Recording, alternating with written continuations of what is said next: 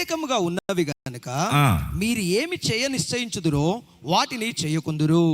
ఆహా, you see, మన body sometimes it's gets two tempted when it talks about the flesh.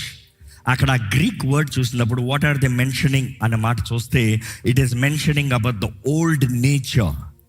You know బైబిల్లో చాలాసార్లు మనం చూస్తాము పాత ఆదాము స్వభావం, పడిపిన మానవుడు, పడిపిన స్వభావం.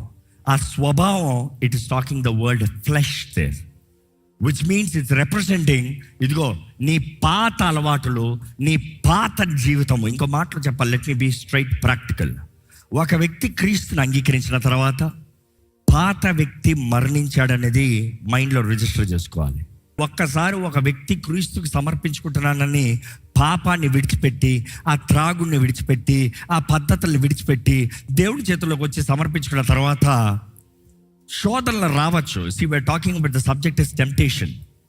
గత జ్ఞాపకాలు రావచ్చు, గత స్మెల్స్ జ్ఞాపకం రావచ్చు. You say I'll be very honest, నా ఎవరో కాలంలో నా జీవితం ఎంత దరిద్రంగా ఉందో మీకు చాలాసార్లు చెప్పాను. కానీ నేను రక్షించబడిన తర్వాత కూడా అనేక సార్లు కొన్ని స్థలాలకు వెళ్ళినప్పుడు కొన్ని వాసనలు వస్తాయి. ఐల్ బి వెరీ ఆనెస్ట్, ఈ రోజు కూడా కొన్ని స్థలాలకు వెళ్తే ఎక్కడ ఏ స్మెల్ అనేది స్మెల్తో చెప్పేస్తా. Because that smell is registered in my mind. It is registered in my mind. I cannot erase it. ఆ స్మెల్ నాకు తెలుసు, కానీ అవి నేను ముడతానా? No way possible. రక్షించబడిన ప్రారంభంలో ఆ స్మెల్ వచ్చినప్పుడు ఆ టేస్ట్ జ్ఞాపకం వస్తుంది, ఆ ఫీల్ జ్ఞాపకం వస్తుంది, ఆ ఎమోషన్ జ్ఞాపకం వస్తుంది. But then there was the fight. There was the fight. What would you do? What would you do? How would you deal? You know, the best way to do is run away. Run away.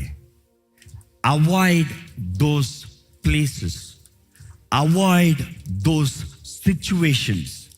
Avoid those people. నా మాట క్లియర్గా కనబడుతుందా మీకు? అలాంటి వ్యక్తుల్ని, అలాంటి స్థితిగతుల్ని, అలాంటి పరిస్థితులు ఫస్ట్ విడిచిపెట్టండి. Till you grow strong. Till you grow strong. You have to learn to say no to sin.